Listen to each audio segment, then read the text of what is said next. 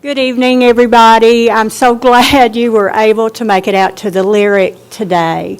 We are, at the Allen County-Scottsville Arts Council, are so excited and honored to have a retrospective of Scott Gilbert and Beth Hester's work. And looking around, you're going to see basketry, woodwork, and photography. And I was talking to someone the other day, and it might have been Beth, it might have been John. I don't remember who it was that I made the comment to, is people tend to think of baskets as craft. And while they are craft, there's a point at which craft becomes art. And I think what we see here today is art. And again, I'm so excited about it. And we are honored to be beneficiaries of the Laura Goad Turner Charitable Foundation and the Fund for Allen County. Without their help, we couldn't do anything. I also want to give a shout out to the Kentucky Museum for allowing us to use the panels that you'll see, and it gives a really good information about basket making in this region. We have been doing this for 3 days. We've had several people in here, and they are amazed at what they've been able to see.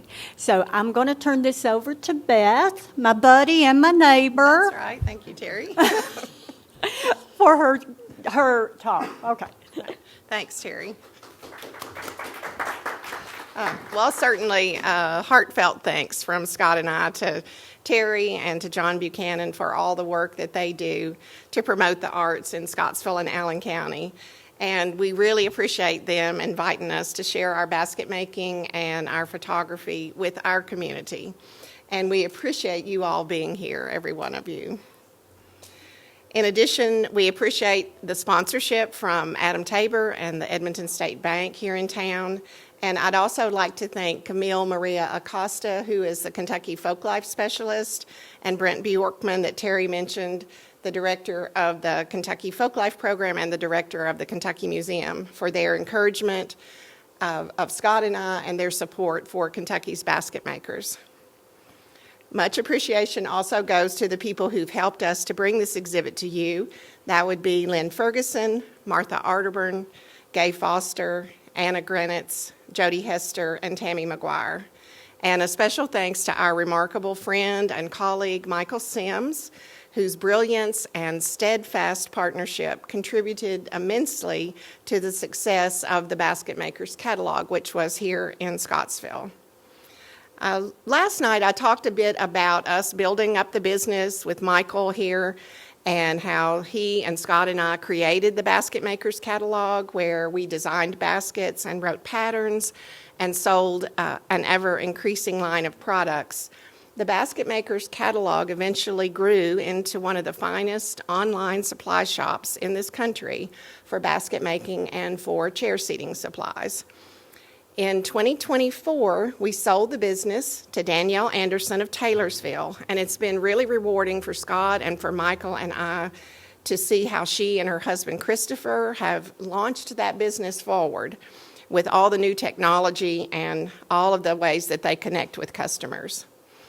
Last night, I talked more about local people and about the history of Kentucky's white oak basket makers, and I'm going to talk more today about the white oak basket makers in Kentucky and how Scott and I fit in with that and have contributed to that history over the past 40 plus years.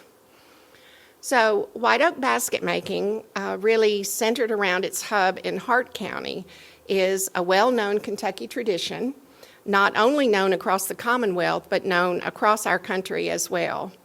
It is known as one of Kentucky's finest craft traditions that's still being practiced today.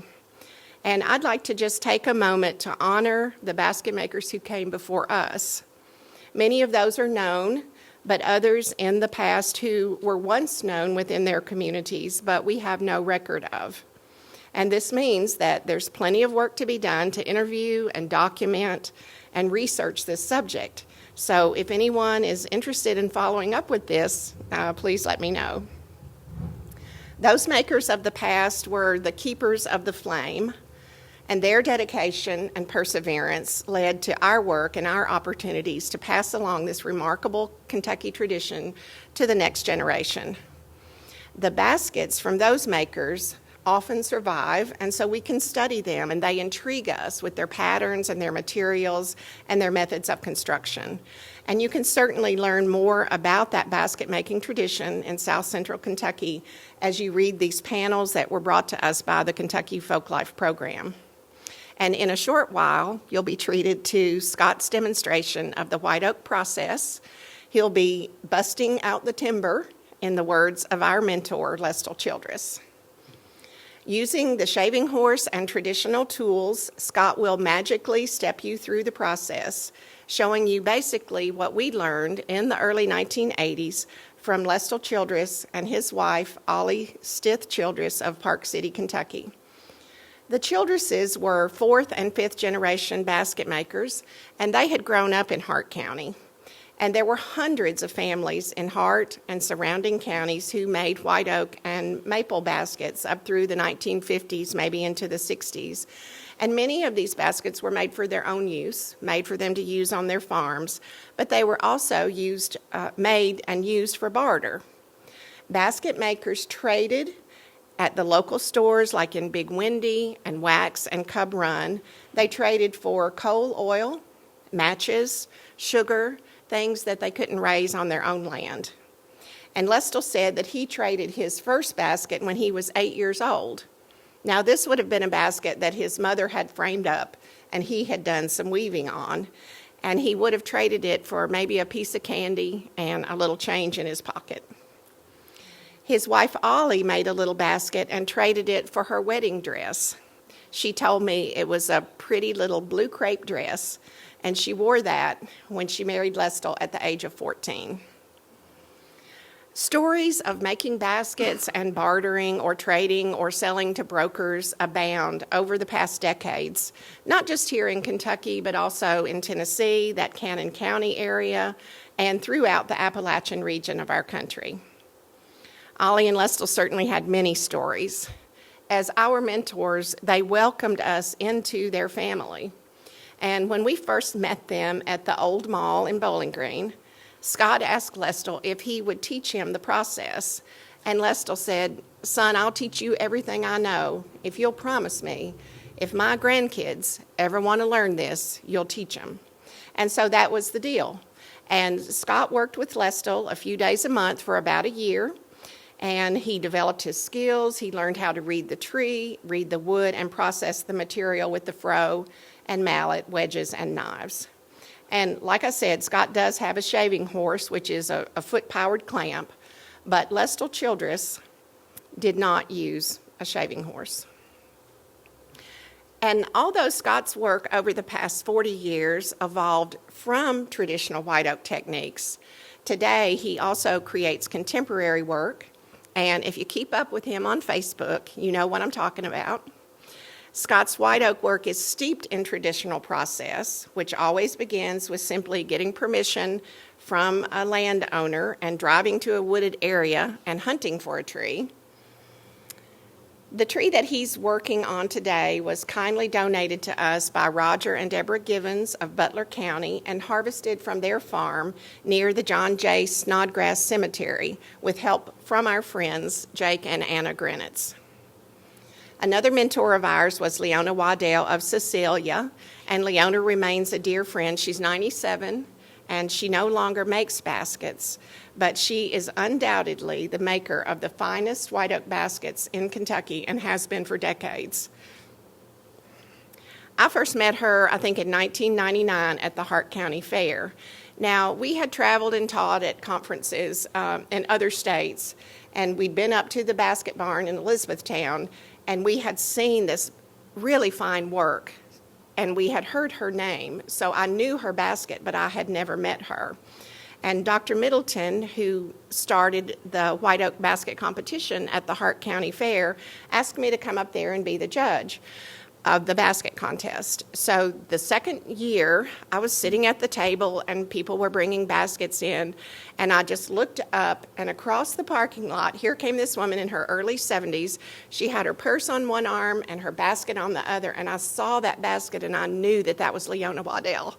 So I jumped up from my chair and I ran across the parking lot right up into her face, and I was like, oh my goodness, you're Leona Waddell, and she was taken aback a little bit, but we became fast friends, and she's just been a jewel to us. And Leona's story, like so many Hart County makers, began when she was a child. She helped her mother to make baskets. And then after becoming an adult and raising her family, she returned to the craft when she was in her 60s, I think. And as an adult, she sold her baskets for years to Curtis Alvey at the Basket Barn in Elizabethtown in the same kind of way as her mother, Ella Trulock, had sold baskets to Curtis Alvey's mother, Fanny, when Leona was a child. And today there are folks around Hart County who continue their family's tradition, but most people work other jobs and perhaps make a few baskets for the Hart County Fair or a few baskets to sell. And Scott and I have really enjoyed developing friendships over the years with some traditional makers. We really admired their innovations, we learned their stories, and found out what inspired their interest in white oak and how they specifically handled materials, which could be a bit different than what Lestal taught us. Dr. Jim Middleton, I mentioned of Munfordville, he sponsors the Hart County Fair basket competition, and he really has single-handedly kept the interest alive and supported white oak basket makers not only by sponsoring the competition since 1998, but also by, I think, accepting baskets as payment for his medical services over the years when he treated people who were basket makers or members of their family. And if you're ever in Munfordville, I invite you to find the Family Medical Center. It's just a block away from the courthouse. And when you go inside that clinic, tell the receptionist that you're not sick, you're just there to see the baskets. And then you can wander through that main seating area and go through the door into the back seating area, and you would be amazed at the variety of baskets, mostly white oak, and the talent of those makers. And you'll also see some willow and honeysuckle baskets there. And Scott has, I think, 3 or 4 baskets there from his participation in the contest over the years. And Dr. Middleton also has a beautiful collection of quilts, which are on display there. I mentioned earlier about us first meeting Lestal, and so we were delighted when in 2016, 2 of Lestal and Ollie's grandsons, William and Clayton Wilkerson, found Scott on Facebook and came to the shop for a few times to work on white oak. We were really thrilled about that. And Scott is one of the very few tradition bearers who is currently passing along this knowledge of white oak. When we think back over the past 30 years or so, there is a declining number of traditional basket makers, but I also wanted to mention some very well-deserved acknowledgments of our Kentucky basket makers, and these are acknowledgments from our state, our region, and nationally as well. Lestal Childress and I received a grant from the Kentucky Arts Council for him to teach me as his apprentice, and this was in 1993, and that was the year that Kentucky's Arts Council began its apprenticeship program. And Scott is currently working with an apprentice, Micah Wiles of Somerset, through the same folk and traditional arts apprenticeship grant. Micah has studied with many white oak makers, Bill and Mary Ann Smith, who are now from Swansboro, North Carolina, and Sue Williams, who's a renowned white oak weaver from the Cannon County, Tennessee tradition. He's also visited with and learned from makers in England and Ireland and Japan. And Micah and Scott have had the privilege of working with Mary Thompson, who's a renowned Cherokee weaver. She weaves with white oak and also river cane. Both Leona and the Childresses have been honored by the Governor's Award in the Arts, and that's an award that recognizes not only individuals but organizations that have made extraordinary contributions to the arts in Kentucky. And Ollie and Lestel Childress received a Lifetime Achievement Award from the Kentucky Guild of Artists and Craftsmen. And many of you all know our story that in 2013, the work of Kentuckians Leona Waddell, Scott Gilbert, and Jennifer Zurich was included in the exhibit A Measure of the Earth at the Renwick Gallery of the Smithsonian in Washington, D.C. Let's see. So Scott and I arrived in D.C. for the opening, and that happened to be the same day that the federal government was shut down. So we could not get in to see the show, and we decided to walk down to the Renwick Gallery anyway. And when we turned the corner and looked at that building, the 30-foot tall banner that named the show A Measure of the Earth had a photograph at the base of it of one of the 104 baskets in that exhibit. And guess whose basket it was? It was Scott's. So we were just, beside ourselves. I called my mother, and Brent was there too, and he got word to Kevin Willis, the news director from Western's Public Radio, who called Scott and did an interview on the street. So that was in 2013. In 2014, Brent Bjorkman and I reached out to the Renwick Gallery at the Smithsonian with hopes of bringing that exhibit, A Measure of the Earth, to the Kentucky Museum at Western Kentucky University. But for many reasons, including, there was some complicated logistics, and we really needed a lot of resources and climate control. Anyway, we just couldn't make that happen. And we were talking about our disappointment, we just couldn't make that happen. And then it just occurred to us, we have baskets around here. We're surrounded with baskets in this area of Kentucky, so why don't we just put our own exhibit together? So the exhibit, Standing the Test of Time, Kentucky's White Oak Basket Tradition, opened at the Kentucky Museum in 2016. We had, I think, 144 baskets in that exhibit, and they were from the museum's collection, the collection of Dr. Middleton in Munfordville, Gary Gardner of Hodgenville, and from Scott in my collection. And that same year of 2016, Leona was a recipient of the National Endowment of the Arts National Heritage Fellowship from the Library of Congress. This came with a $25,000 award for her. And she and her family met a real diverse group of fellow artists from across the country, and so it was a truly amazing experience for her family from around Cecilia. As you can see, white oak basket making is an important traditional art in Kentucky. And further, in 2019, Brent and I and Lynn Ferguson, along with Brent's other staff and Christina Arnold from the art department at Western, worked with the National Basketry Organization to bring their biennial conference to Western. So we had basket exhibits at the Downing Museum, which we included other regional artists in that, at the Kentucky Museum, at the galleries and the Fine Arts Building on campus, and we brought over 100 makers from across this country to our state, many of who had never been to Kentucky before.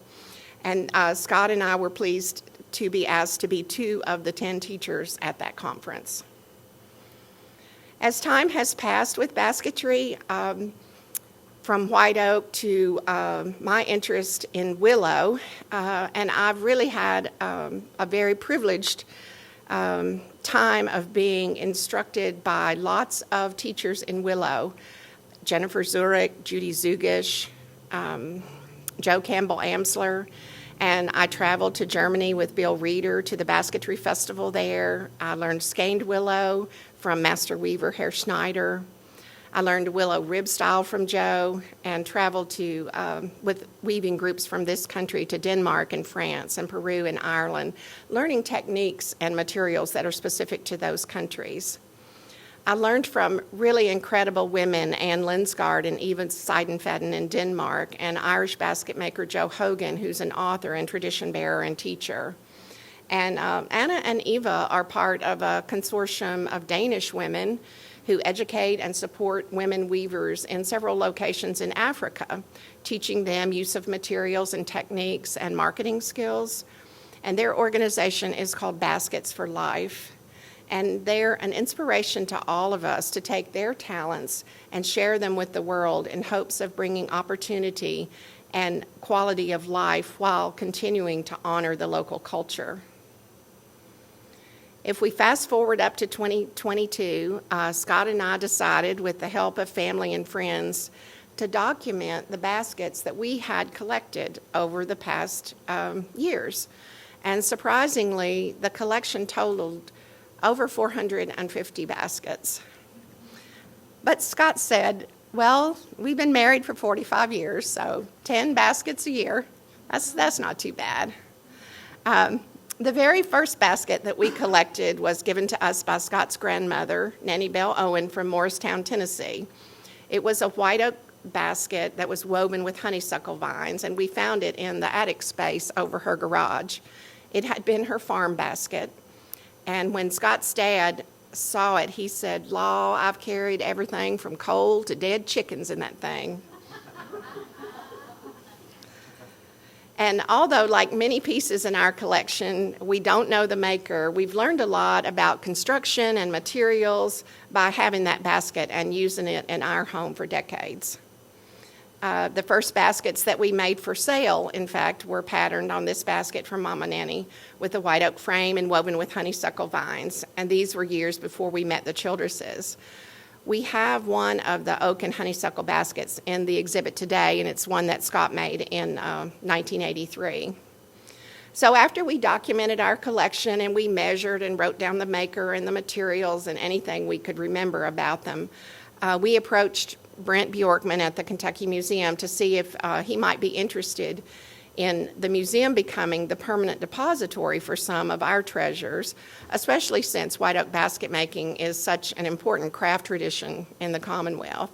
So we shared our spreadsheet with him and his staff, and in the end, Sandy Stabell, Charles Hurst, Marilyn Claycomb, Brent, Tiffany Iselhart, and Reagan Petty consolidated their choices, and they selected over 180 baskets, and they boxed them and moved them from our home to the museum. And Sandy told me during the boxing process that it wasn't too late for me to change my mind about any of those baskets that they selected, and there were a couple that I decided that day that I just didn't want to let go of. So my sister Carolyn and I went to the museum the next day, and we were helping to remove the baskets from their boxes and organize them and set them up for the appraiser to come. And Sandy Stabell handed me a pair of white gloves, and she said, "I know that you touched these baskets in your home yesterday, but you'll need to wear gloves when you handle them today in the museum." And so it really hit me, our treasures had found a new home. And in August of last year, the museum showcased about 25% of our collection and created an exhibit titled "From Many Hands: The Hester Gilbert Basket Story" that was curated by Chloe Paddock.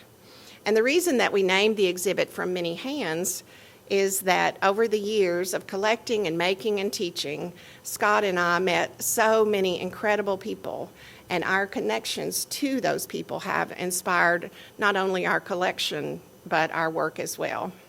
And it's really been amazing to see the collection accessioned into the museum and cataloged and stored and cared for, and also to see that exhibit brought to us through Chloe's work and Charles Hurst and Elizabeth Jones.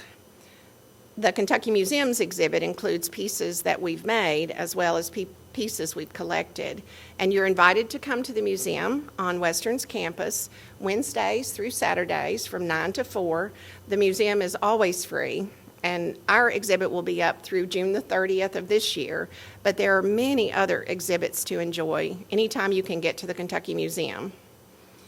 But I have to say, it's been a privilege for us to grow up here, so to speak, in Allen County, and having this exhibit woven and witnessed, sponsored by the Allen County-Scottsville Arts Council here in our community, is one of the highlights of our careers. And it means a lot to Scott and I that you're here today. And if you have any questions, I'll be happy to answer them. And if not, we'll just set up for Scott's demonstration coming up.